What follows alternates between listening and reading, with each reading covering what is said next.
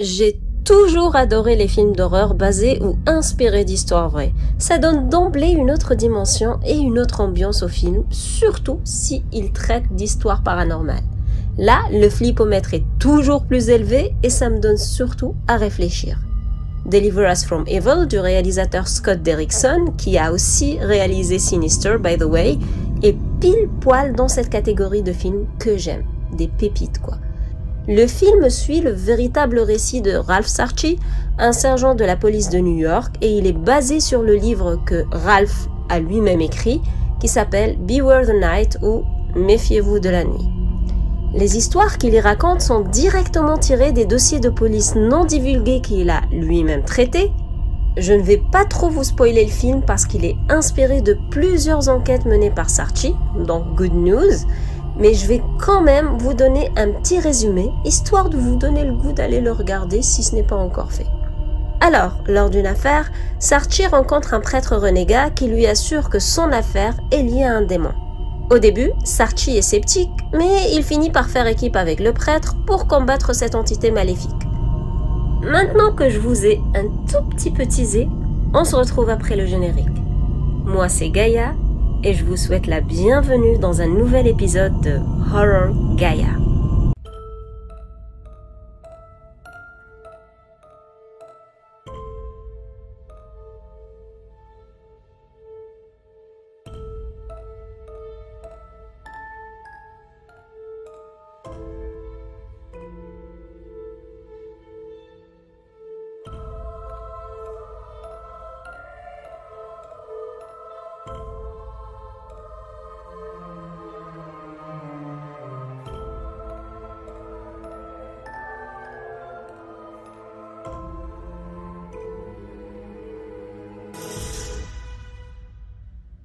Ralph Sarchie a travaillé durant 16 ans en tant que sergent dans le 46e arrondissement du sud du Bronx à New York, mais son livre publié en 2001 ne traite pas des crimes commis par des personnes, mais par des entités surnaturelles. Sarchie est un flic / démonologue, du coup, à ses heures perdues, il enquêtait sur des cas de possession démoniaque et aidait aux exorcismes impliquant les démons les plus anciens et les plus dangereux. Ralph Sarchie appelait cette occupation « the work » ou « le travail ». Et du coup, pour moi, je dirais « the work » à chaque fois que je parlerai du travail de démonologue de Sarchie, parce que du coup, si je vais utiliser le terme « travail », ça va faire beaucoup de quiproquos et vous risquerez de pas comprendre ce que je suis en train de dire. Bon, continuons. Ralph Sarchie est un flic donc hors du commun. Il a été formé au rituel d'exorcisme et a été témoin oculaire de la réalité de la possession démoniaque. Sarchie, qui considère the work comme une vocation, a déclaré « Je suis un flic et je préfère défoncer des portes et arrêter 10 voleurs armés à main nue plutôt que de m'attaquer aux démons.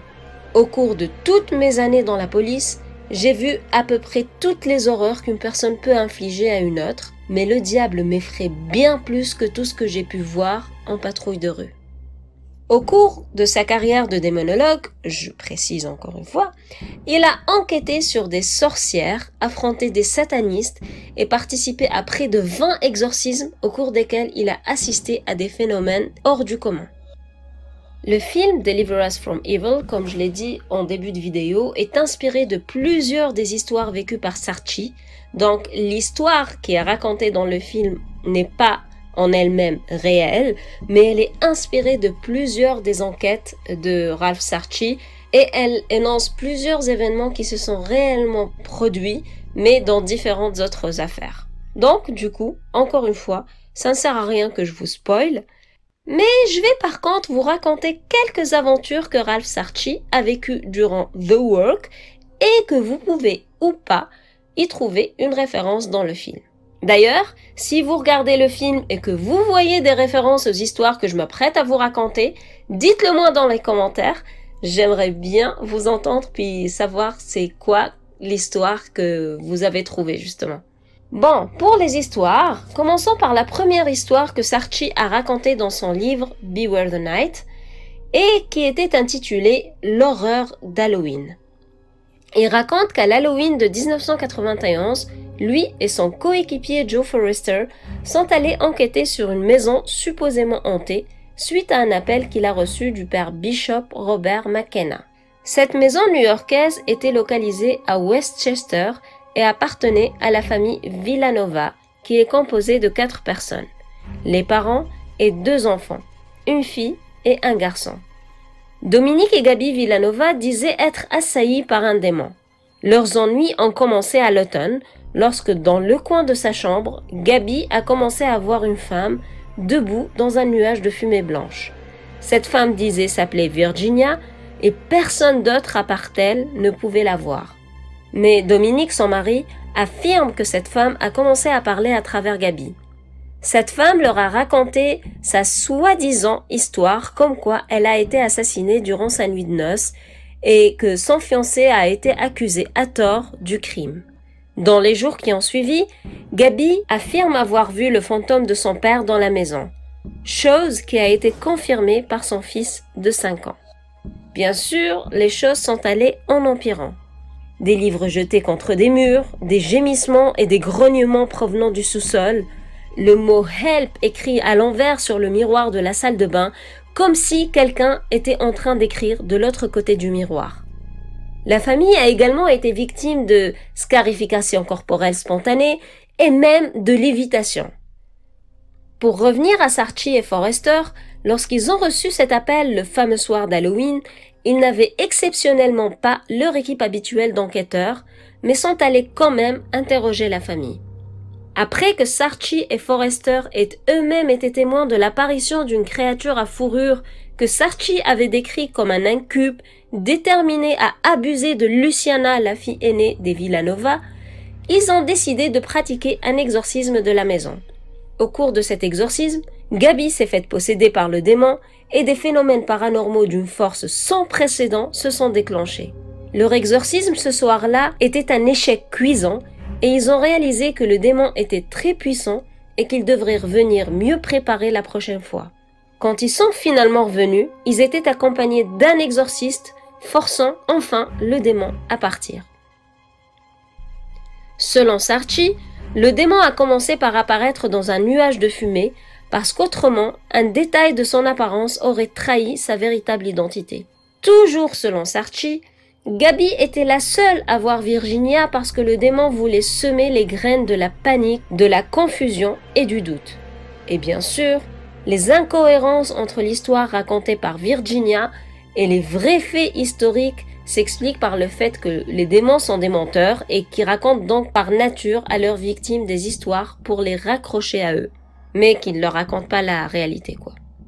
Un autre fait s'est produit en 1992 et il concernait la famille de Sarchi.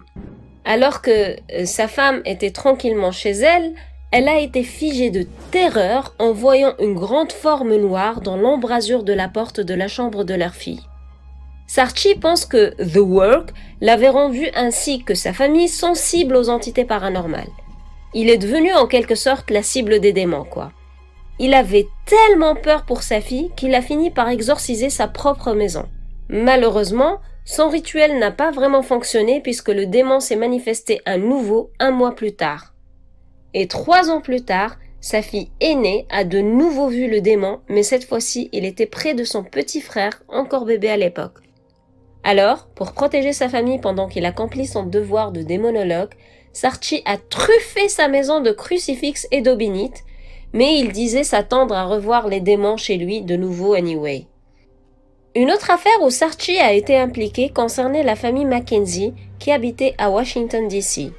Dans cette affaire, Ralph Sarchi a été aidé par un couple de démonologues maintenant très connus, jeune homme Ed et Lorraine Warren. Ralph Sarchi raconte avoir découvert la terrifiante affaire de la famille Mackenzie à la télé dans le documentaire Sightings, et il s'est immédiatement intéressé à cette affaire. Les Mackenzie ont eu des rencontres terrifiantes avec le diable. Leur téléphone sonnait et en décrochant, ils entendaient la voix de leur père décédé, le son d'un bébé qui pleure alors qu'il n'y avait aucun bébé dans la maison, et bien sûr des agressions physiques, des scarifications spontanées, etc. Un sataniste habitait apparemment dans la maison avant les Mackenzie et aurait attiré toutes sortes d'entités malveillantes par ses rituels.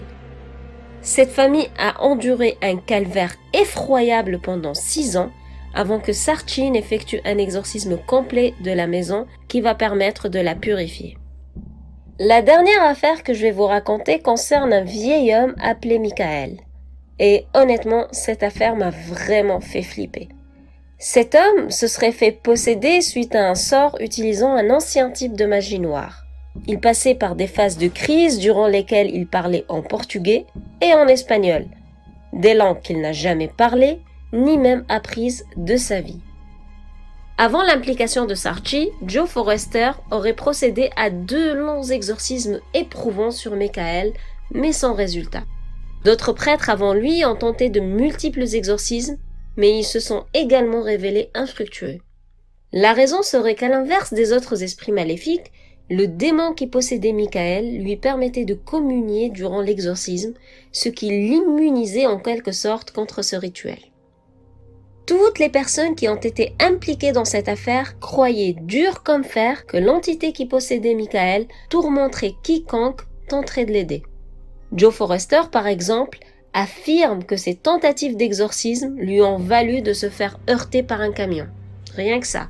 Il raconte que c'était la première fois qu'un exorcisme avait eu des conséquences sur sa personne et avait même eu des conséquences sur toutes les personnes qui avaient été impliquées.